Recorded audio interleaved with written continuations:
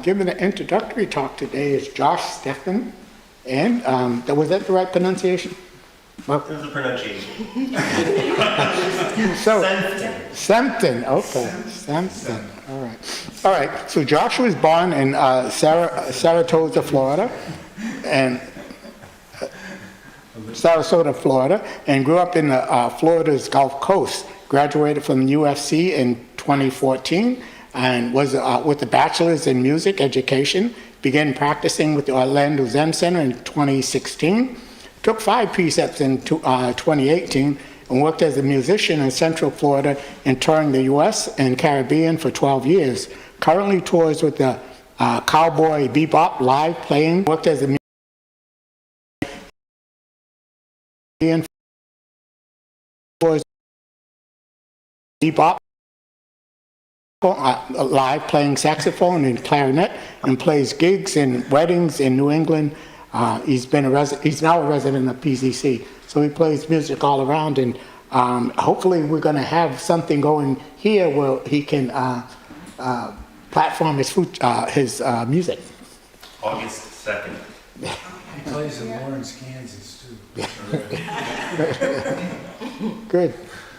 And so Zen Master Dae Kwang is going to answer questions today, and he's been a monk since 1987, and he received transmission in 1996.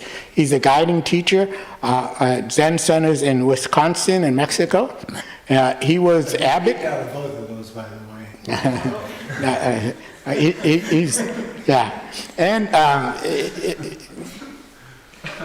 He was the abbot here at the Providence Zen Center for many years. And did you get booted out of here also? No, he didn't.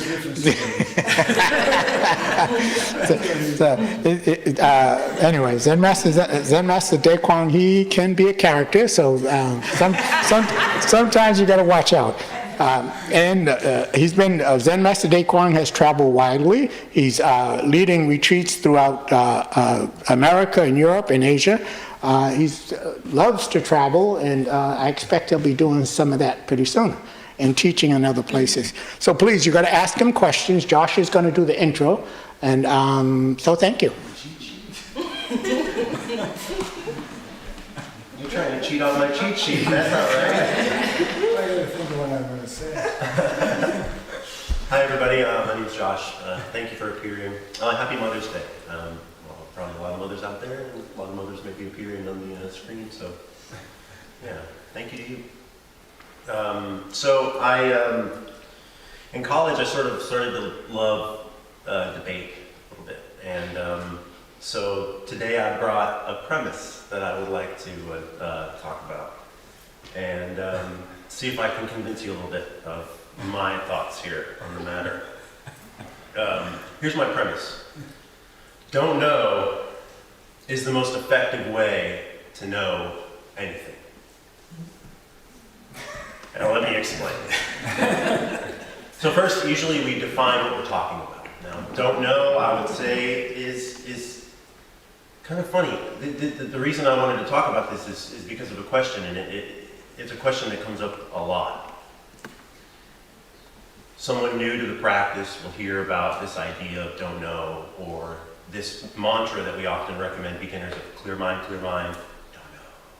Clear mind, don't know, with each breath. And we get the question of, man, if I don't know, if I'm in this state of don't know, then I can't do anything. I'm paralyzed. The phone rings, don't know. Oh, what do I do? You know, and that's... Josh, I'm sorry to interrupt. It says that your mic may not be on. They're not hearing things on Zoom. Well, let me go check It's like that. there was the same problem last week. Do you remember what that problem was?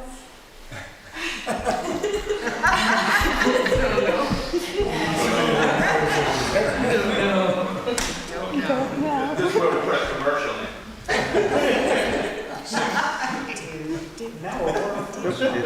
It's as high as it's gonna go. Turn these up and they can just hear me how they hear me. You're gonna have to probably turn these down and make your questions. And we'll just do questions from there, no problem. With no mic. Okay? Yeah, it's going down. Yeah.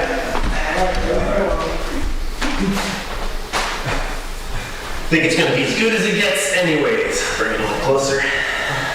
All right. So, yeah, this guy kind of don't know, I can see paralyzes you, right? Like, yeah, don't know, no, I can't do anything. But that's not really what we're talking about when we say don't know. There are many names for this idea. One of my favorites that we use is before thinking. Before thinking is a concept that we're all sort of connected by our senses and our perceptions right now. For example, if at that moment, we all heard the same, right? There's no name for it. I call it a clap. Well, it wasn't really a clap, it was a, and that sound, we all hear it here together. It's the same with emotions. Say we're watching sports and you're into football and we see the big touchdown catch, or soccer and he scores the goal. All of our emotions, if we're watching intently and we're perceiving together, they all connect, right? That place where we connect with our perceptions is before thinking, or is don't know. I also like another analogy to this thing, another name called pure awareness. It's a very similar concept. It's really the same concept. We're talking about an idea of just perceiving. Thoughts come and take us maybe away from that momentary perception, and then we just return, right? So this is don't know. So knowing anything, in my premise, is just understanding the nature of some phenomenon that happens. I can give a really good example from last weekend's retreat. A number of us were sitting there for at least one of the days. We had a YMJJ up the hill, like a 2-day retreat. And up there's 2 bathrooms for the whole retreat center. And usually the etiquette is that the bathroom doors are left open. And that way when you walk by the bathroom, there's no talking, so we can all just see, oh, that bathroom's open, I need to use the restroom, I'll take it. But what I was noticing is that especially one of the bathroom doors kept being closed. So on Saturday, maybe 3 or 4 times, the bathroom doors closed and no one's using it. And there's this problem of like, whoa, and then the last sit, the very last meditation period we had, we're sitting and it's nice, the sun popped out, it's a windy day, and all of a sudden I hear, boom! The door in the bathroom slammed shut. And then it hit. The bathroom window's open, the wind is whipping, and the pressure in the room just caused the doors to close. And it was happening all weekend, where wind would blow in the door or it would close. And it's just that simple moment of being in a before thinking place and having some clarity about the situation. And then true wisdom can arise, you know? Now, there's no blame. No one did this. It's the wind. Now just close the window and the problem solved. So that's really how I find great power in thinking of it that way. Not that don't know should paralyze us because we don't know anything. But it's that through a practice of don't know, we can really perceive what's happening. And maybe we can really find some wisdom about that situation. I brought a couple stories too, so I always like to bring stories. So a young boy was walking by a river, and he sees this old man sitting down in the sand. And he goes over to the old man, and the old man has a stick, and he draws a circle, and it's a perfect circle. A perfect circle. And the little boy's like mesmerized. He's like, hey, old man, how did you draw such a perfect circle? He's like, well, I tried, and then I tried again, and then I kept trying. He handed him the stick, and he said, you try. And they walked away. So the little boy starts drawing the stick, but it's an oval. It's not a circle. He tries again, and now he's drawing circles all in the sand, you know. He comes back the next day and draws a couple circles, and slowly, he just, every day, keeps drawing a couple circles until he starts to get decent-looking circles. Not quite like the old man's, but he keeps trying. And eventually, one day, he draws a circle, and he looks at it, and it looks just like the old man's, perfect circle. And a little boy comes up behind him and says, "Hey, old man, how'd you draw such a perfect circle?" I like that story. But it drives home the point that if you want to understand something, first, become clear, and then pay attention. It's probably the most effective way to learn anything. And I think that's what the premise is talking about. I brought one more story. It's a Buddhist story.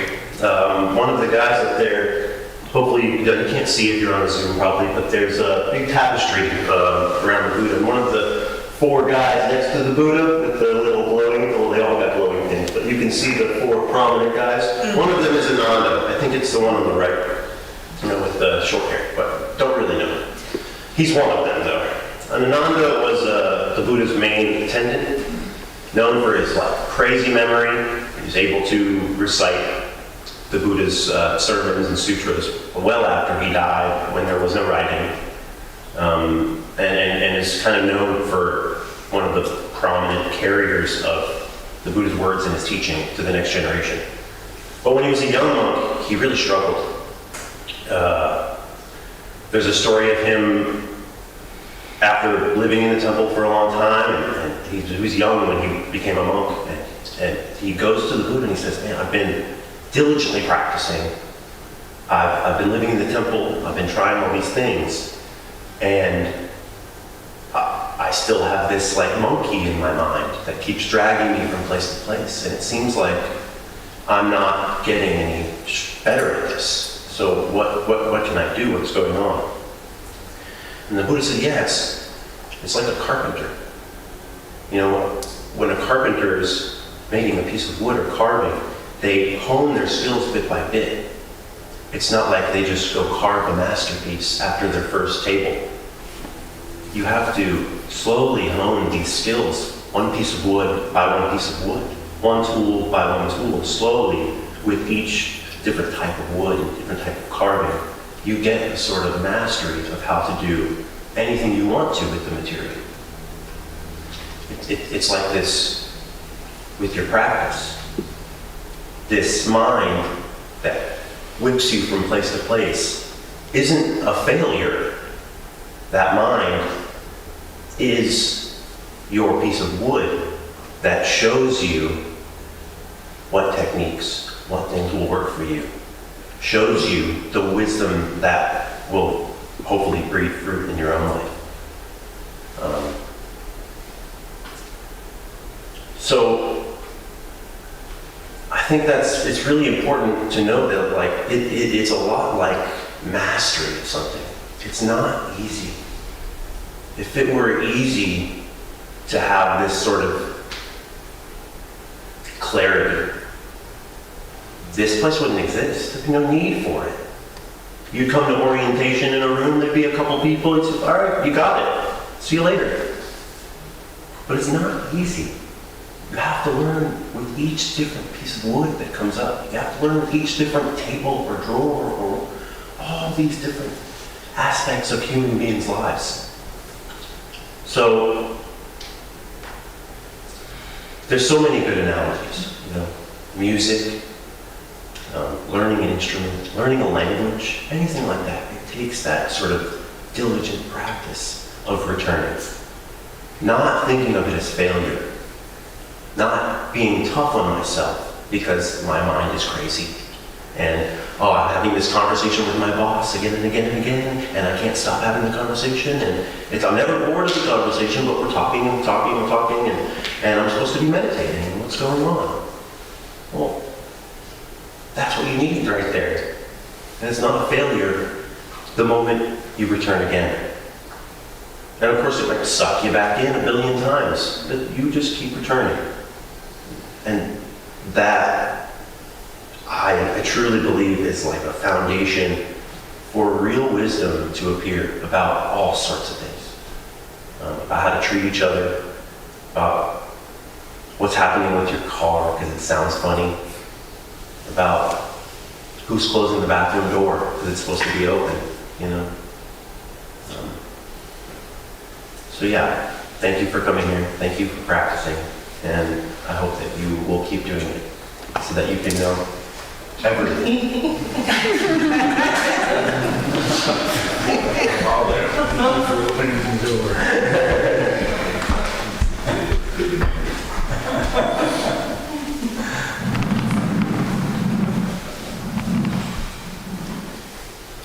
So the term I like for that is your intuitive self. So you all know that you have an intuitive self. You know, that's the how did I know that? And then there's your thinking self, which are also, but they all come from the same place. You don't know why.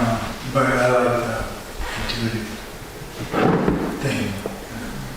And what happens is your thinking mind, since it's attached to your like and dislike mind, can block this intuitive self from appearing. And so rather than paying attention to what's going on in your own brain, you block it somehow, or you get wrapped up in the like and dislike. Come in, please. So, any questions this morning? I have a question. Okay.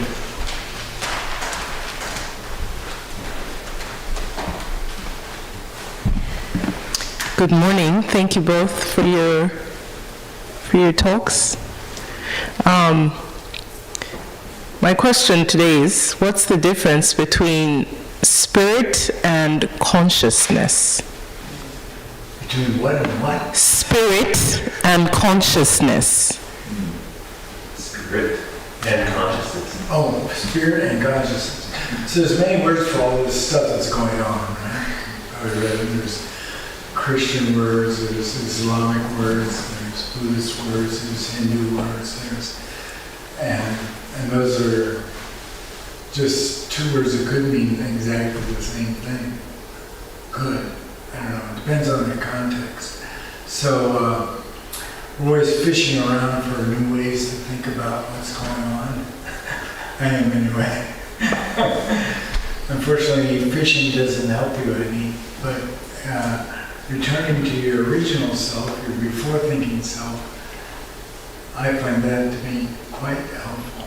And it's not that there's anything wrong with the thinking self. It's like anything else.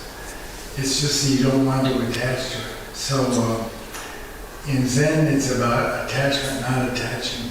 And so if you don't attach, then you can allow your intuitive self to come out and do its job. Like he's a jazz musician, right? So he has to let go of his ideas of melodies and scales and all that kind of shit when he actually has to let go in the middle of a song and play something, right? So everybody knows about this thing. They just, the other part can be strong or weak at any one moment. Does that make sense? Best thing about being a Zen teacher is you're teaching don't know, so you can say anything.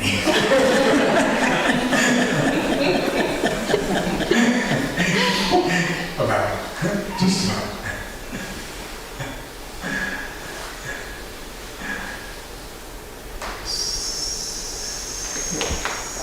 Yes, there's somebody. Please. And so, yeah, you mentioned various religions and how they had some connection. And when you were talking about intuitive mind, so I wonder, could you speak on technique and how does that work with all of that? So,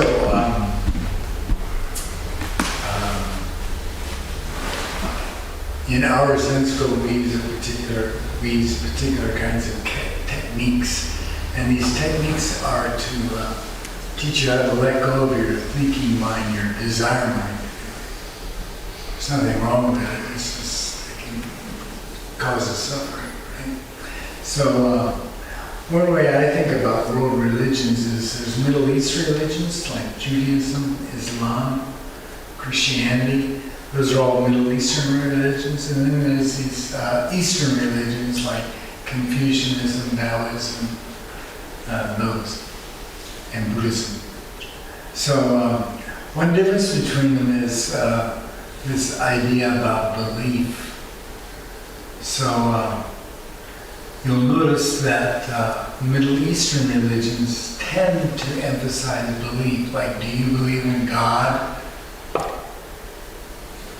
So I think it's okay to believe in God, but the question is, what is God? So one time I was with Zen Master Dae Kwang at a little restaurant in Kentucky. So as you probably know, maybe you've never been there, but Kentucky is quite a bit more Christian than around Rhode Island or where I'm from. And we were in this restaurant, and he's a Buddhist monk, right? So he doesn't exactly fit in with your standard Kentucky, rural Kentucky thing.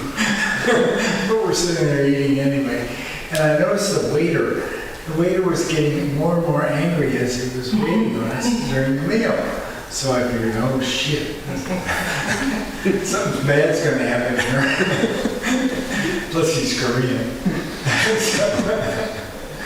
So we get up and we're going to leave, and the waiter runs around and stands in front of the front door of the exit of the restaurant and points at Zen Master Dae and says, "Do you believe in God?" His finger's shaking because he's so worked up about it, right? So Zen Master Dae Kwang just stands there and smiles. "Of course I believe in God." And he says, "By the way, did you ever meet God?" Zen Master Dae Kwang says that to him. So there's right there is the difference between Middle Eastern and Eastern religions, generally speaking. And that is experience versus belief. So Eastern religions put a lot of emphasis on experience. And that's why we teach techniques. You probably notice we don't give a crap what you believe or don't believe, or what you know or don't know. The question is, are you practicing? Then it's boom. Then the door can close, and you understand why it's closing.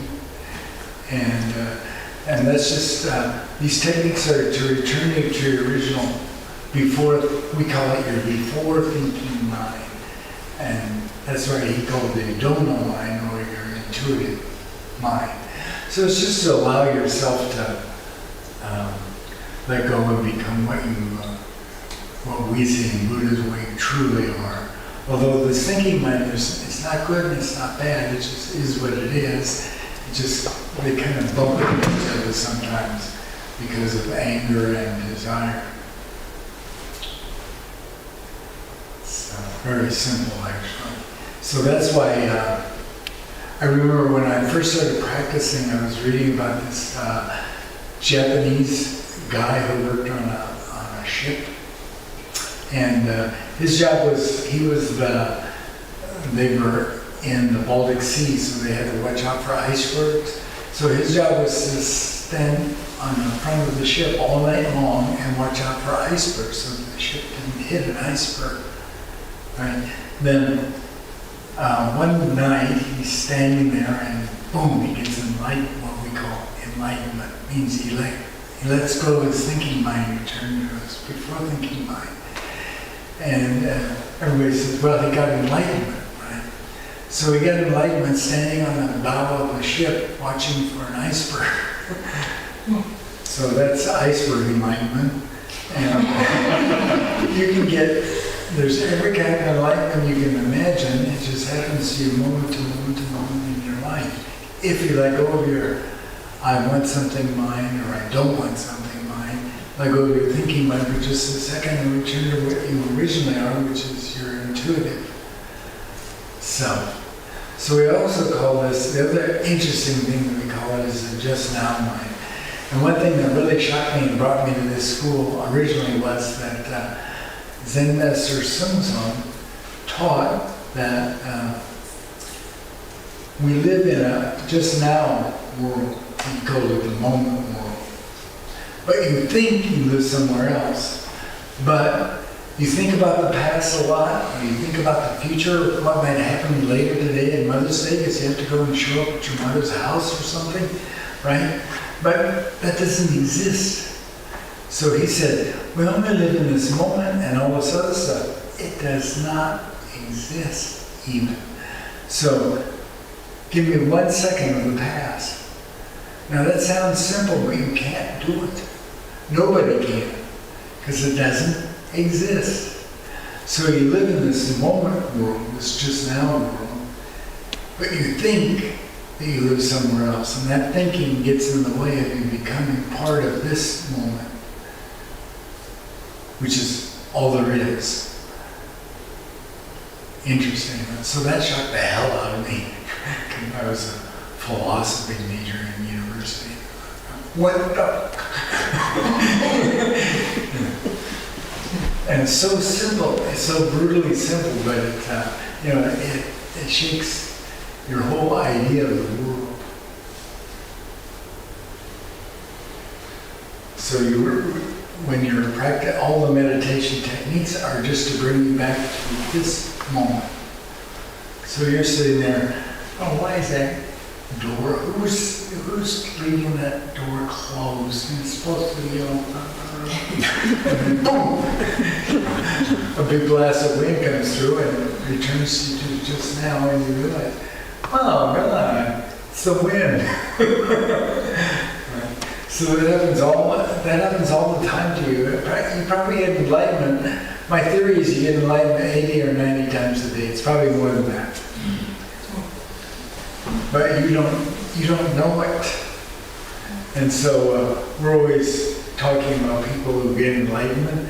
Well, the reason we talk about them is it's kind of shocking, because one of these moments stands out as some big deal, right? Because you finally realize what it really means that the door just slammed shut because the wind was blowing. Doesn't seem like a big deal, but in terms of your mind, it is a big deal. Because, hey, you just woke up. So thank you for getting enlightened and controlling that.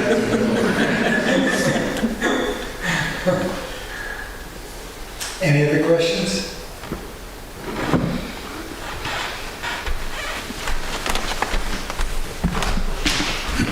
I have a question. So the one sutra that we have in the gift shop is the Platform Sutra. Yeah. And I noticed that your name is on it as the translator. Right. So I am curious, what is the Platform Sutra? Should we read it? I read it once. To me, it's the best one because it's where Zen teaching comes from, and it's not a bunch of philosophical kind of crap, which we have in Buddhism, that's for sure. It's just a bunch of stories about the sixth patriarch Lama who lived in the 5th century in China, and it's kind of interesting, vaguely. That's why I like it. And I didn't actually translate because I don't speak Chinese and I don't read Chinese. But I happen to have a very good friend, Dae Kwang, who was in Hong Kong, who studied Chinese in university, and she reads Chinese characters, old ones. So just because you read new ones, you can't translate this either. But if you read the old ones, so it's classical Chinese, that, and so she would tell me, but she doesn't do English. I mean, she does English, okay, of course. But so she told me what the characters meant, and then we came up with an English version of those characters. It's not easy. You'll read many translations of this. There's many translations of this sutra, and one thing I always thought about was that how might an hour hers and mine, meditation experience helped us understand what the characters were saying. Because if you're attached to your thinking mind, it's very difficult to translate a foreign text. You have to let go of your thinking mind so that you can kind of like mush with the thing that you're actually dealing with. And that was kind of interesting to me. It's like just write things in English back in those days. Any other question? Does that make sense?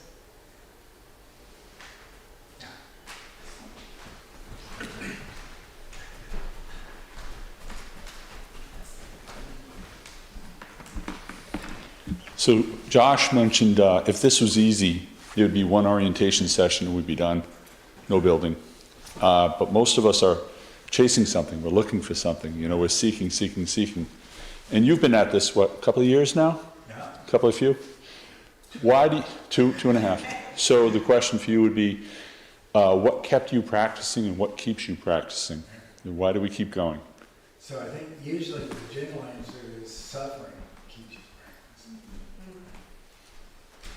So you see suffering in the news, or you experience it directly. Like today, if you see your mother, you'll notice that your mother is older than you.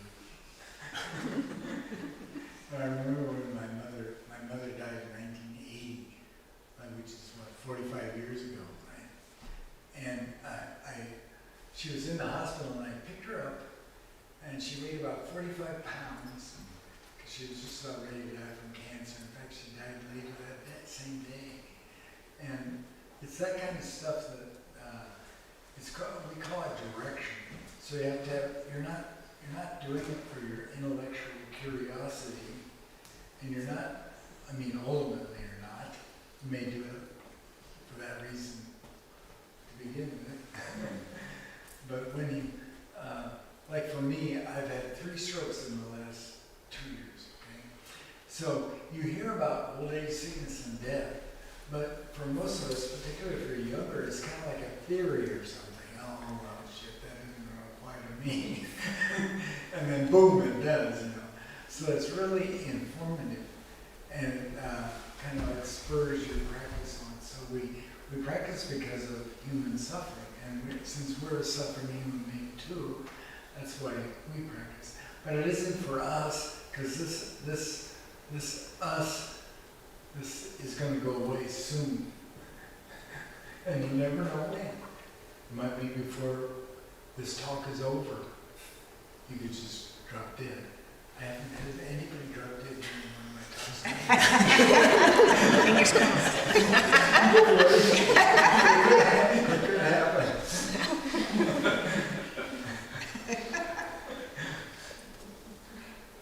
So yeah, that's what kind of like keeps you. It's this undercurrent of suffering, and that suffering is not good or bad. It's natural, obviously. Look at it, and everybody has it, and then different religions talk about it differently. You know, in Christianity they have a resurrection. I don't know what they have in Judaism or Islam, but in Buddhism we have this just wake up moment. Because what do you actually have? You only have this stupid guy talking in front of you. That's all you got. That's all you get. And that's life. Interesting. But everybody wants something else. But that's made by your thinking, right? So that's why we practice letting go of our thinking. It's not that thinking is bad. You have to think. You have to think about, you know, how do you get to your mother's house this afternoon? Right? You have to think about that to do that. But you don't want to attach to it because if it's Cumberland, they're working on the road, and they've been working on that road for the last 20 years. And so you have to go around the block or something.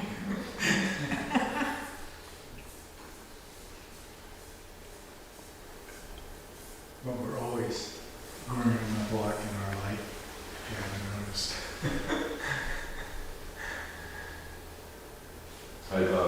joke that nobody ever graduates from our school.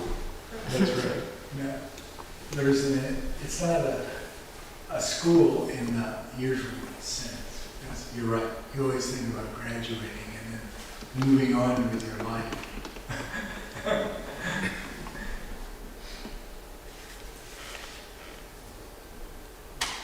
So when we say, I'm weird, I never went to graduation ceremonies ever. I never went to one. And I've graduated many times and have all these degrees and crap. I never went to the graduation ceremony for just that reason. It's meaningless. Because as soon as you graduate, then you're down at IHOP drinking a beer and wondering what just happened. Of course, you're drinking a beer. Good. Yes.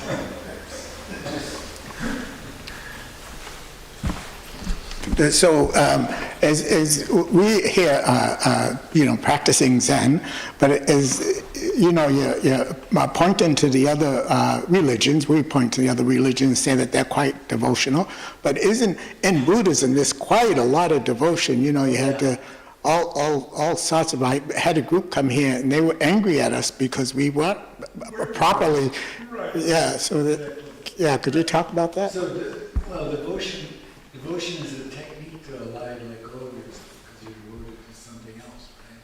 A god or something. If you're a Hindu, you got a lot of selections. If you're a Christian, you only have one selection. So, that's going on all the time. Those are, actually, I think of them as techniques. So you say that devotion is just A technique. Right. It's a technique to let go of yourself. So you're devoted to Jesus Christ. to Gary.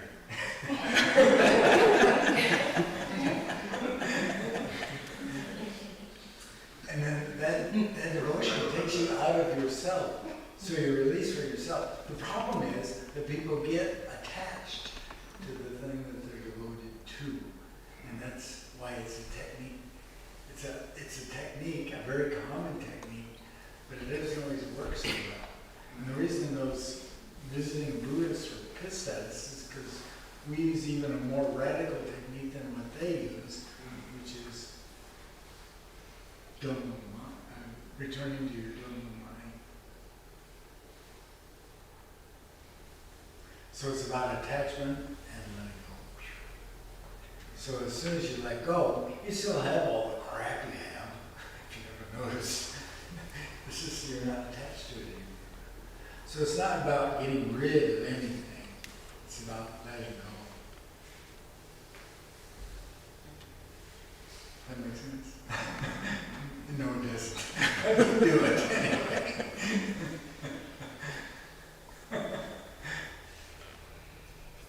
Is this the group that gave us that nice statue lit up out there? No. This is the model.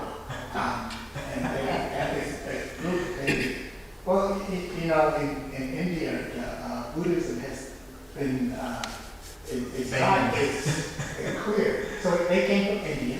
The group that came from India, they came here, and yes, they were angry that we were so cavalier with how we practice this and how we thought of things and that kind of thing. Whereas they would say Lord Buddha. That's how they say Lord Buddha. They didn't say And in Zen, we say if you meet the Buddha on the road, kill him. stuff like that.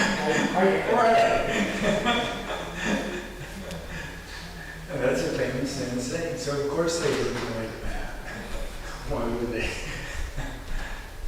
So, as you know, as religions are always intermingling, so la-di-da. Now we have a new Pope Leo the 14th. Right. And he's from Chicago. I used to be head of the Zen Center in Chicago. That's the last place I went. That's it.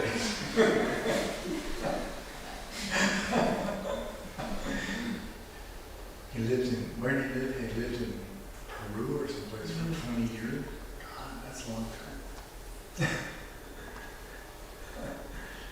speaks Spanish, Italian, and the person speaks English. You said 5 languages. 5 languages? Wow. That's I can't even speak English. I'm having trouble with that one.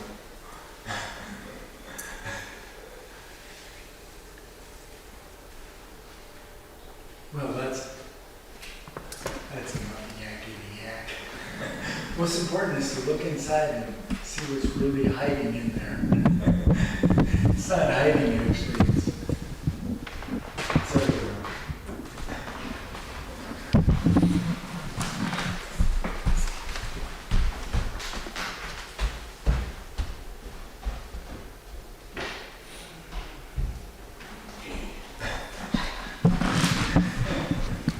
I'm not sure if I'm visible on, oh, I am visible on Zoom. Here we go. So thank you so much for your talks and great advice, Zen advice. A few announcements, and I apologize to the folks on Zoom about the audio quality. We will work on that for next time.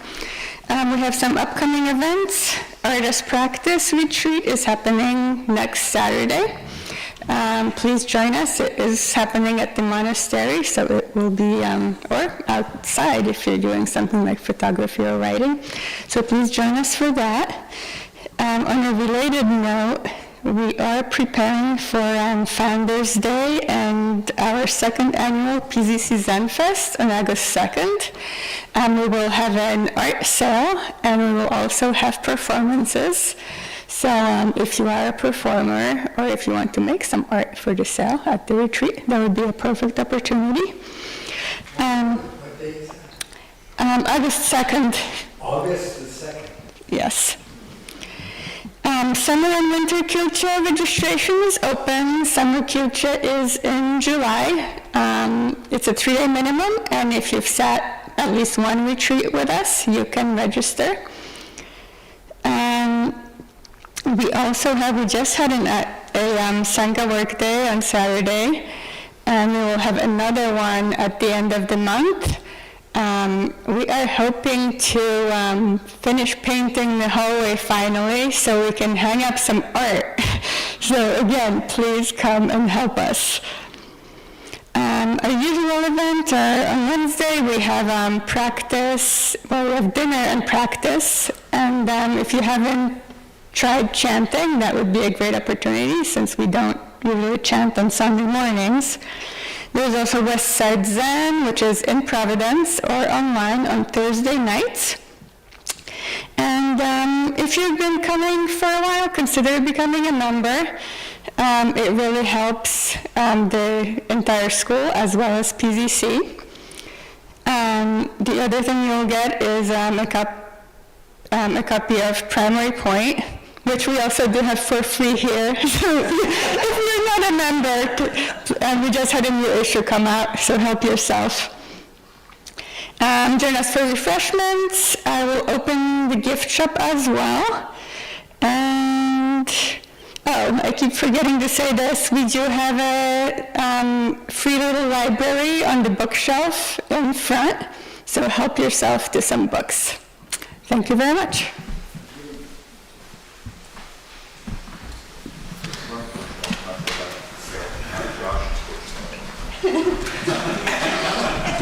Don't take Josh's books.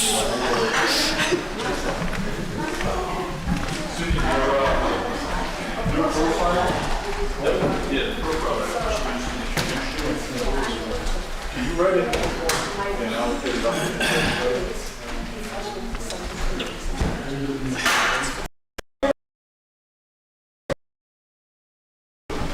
One of the many tools for our song. But I'm serious, I mean, just give you a we have to give it a red pen. I looked at the farm school profile. That was wrong. And we had a different one, but not quite right. So, yeah,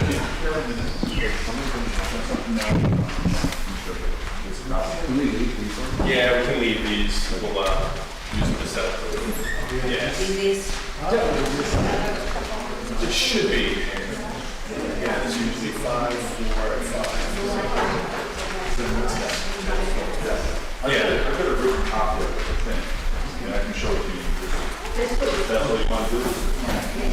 Should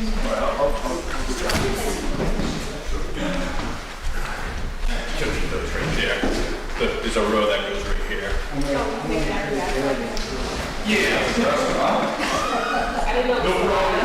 Yeah, this is yeah.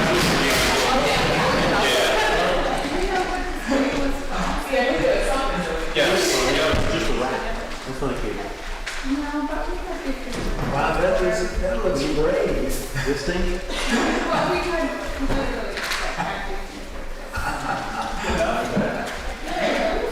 It's just a rat. It's just to put these two cables together. That's all it is. It's just these two cables. And I don't think it's the cable. I think I might have it not plugged in to the right. No, right now. I'm saying in the past. Okay. But maybe you did replace it. Yeah, I think so, but.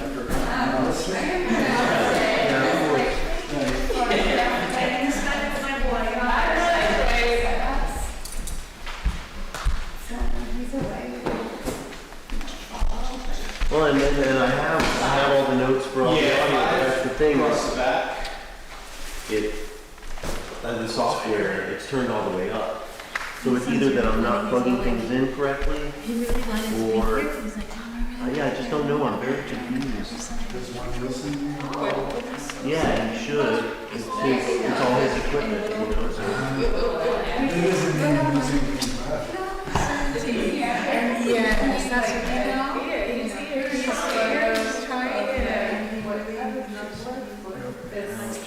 So I think that's what I have. I think this is the issue. I think I have this in the wrong place. And I've got to take a look at this camera and see if there's a place for it. No, are you ready for it?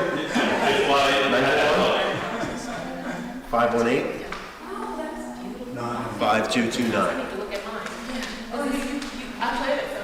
And they have the little planners, and you adjust it. Thanks for reminding me. This one is 4,000.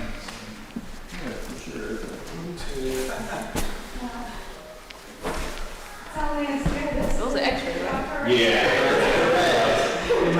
So need those. Two of those. Yeah, so two of these can go.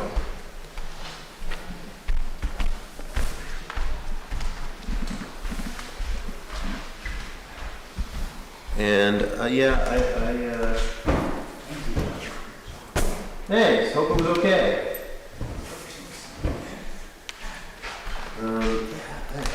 I think that's what it is that I am not on the right mic input and I can't find it on this camera.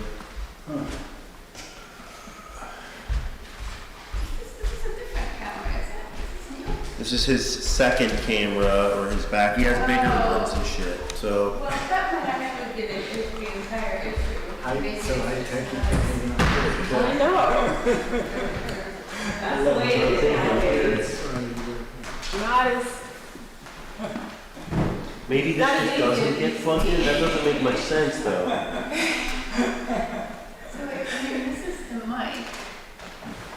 You know, I think... Yeah, now. Yeah. This one's bigger. Yeah. Does that mean anything? Just hasn't been smushed down yet. No, I'm just saying the length and everything. Oh, yeah. Probably bought at different Oh, times. okay. But yeah, they got to break Yeah, and I mean, for these one two of them right. guy saw his stuff, but I also. Yeah, this is exactly, there it is. I found it, and I found what I did wrong. It doesn't matter if It's hiding up here. It's like the matching. Yeah, right. That's what it is. 100%. This doesn't go in there, this goes in there. It's my fault. Okay, but, you know, I think it's cool. That's us. Yeah, I mean, the argument would be great, but yeah, it's me, 100%. I thought it was supposed to be wrong. Probably just a personal preference on my part, but like, No, I was thinking the same thing. I kind of like that too. So they are right, that's the cause. Yeah, this is heading to the house. So you hear that good mic in the house, and it's not in the mic input in the camera. So the HDMI that they're getting in Zoom is only picking up those mics, not this mic. It's 100% my fault. I know exactly what it is. Okay, I mean, you know, it's not your fault, really. I will take the L because I set it up incorrect. Are you, well, do you ever sit in your shoes? Do you ever sit? Yeah, I did the YJJ last time, and I would, sure. It just depends on the day. Would you be willing to man Zoom? Potentially. Okay. Yeah, especially if we got some sign-ups. I know that's.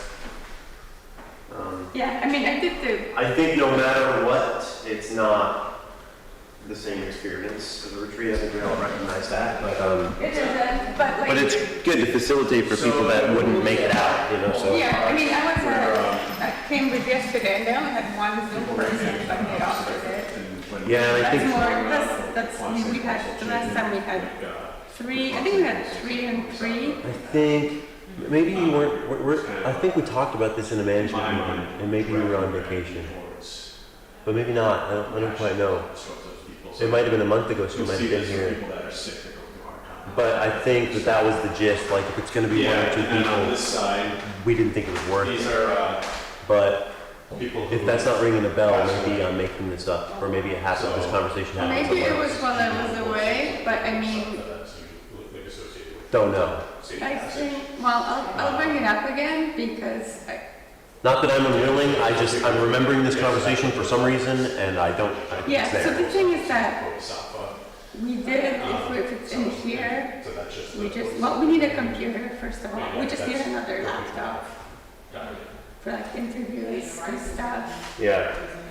I actually am not sure what that represents. Anyway, I'll bring it up again.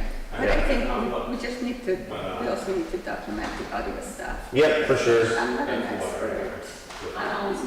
No, you know, I am somewhat of a live audio expert, Okay. and I think this. Yeah, it has the, should be great.